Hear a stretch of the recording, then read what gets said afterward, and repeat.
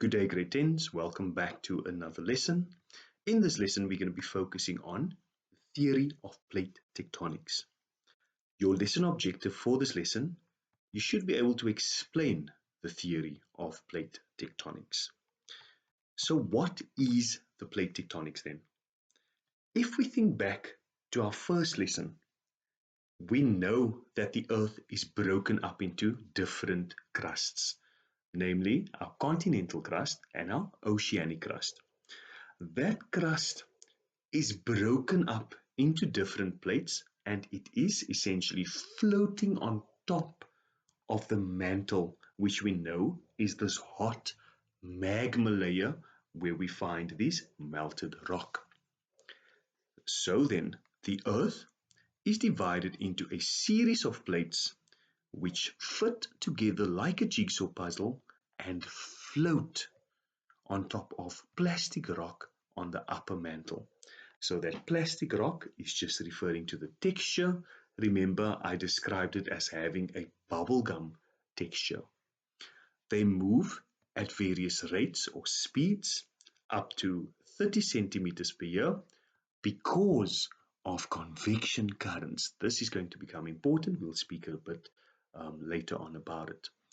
In the solid but putty-like mantle, push them in different directions. So in other words, just think of a boat without an engine. So the boat, it floats on top of the ocean, and if we just leave it there, the boat will move in the direction that the wind is moving. So essentially then, these plates work in a similar way where they are floating on top of the mantle, and it is this convection currents within the mantle that is actually causing them to move together, apart, or slide past one another. A plate boundary refers to these different type of plates, and we'll speak about it again in another lesson, but these plates are your convergent, divergent, and transform plate boundaries. So if we look at this diagram here, where these different plates meet, so this purple and orange and blue lines, those are our plate boundaries. The last thing is, why are the plates moving?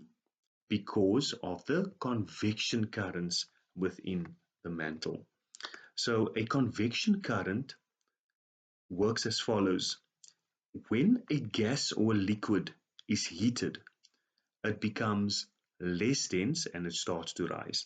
So when something is heated, it becomes less dense, it becomes lighter, and it starts to rise. As it rises, it starts to cool down and it begins to sink back down, right? Begins to sink back down.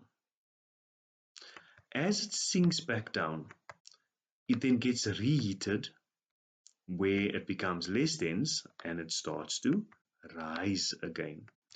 This process is continuous, meaning it happens all the time. So as the convection currents are rotating, the layer of crust at the top gets pushed apart or gets pushed together because it is rotating underneath the Earth's surface within the mantle.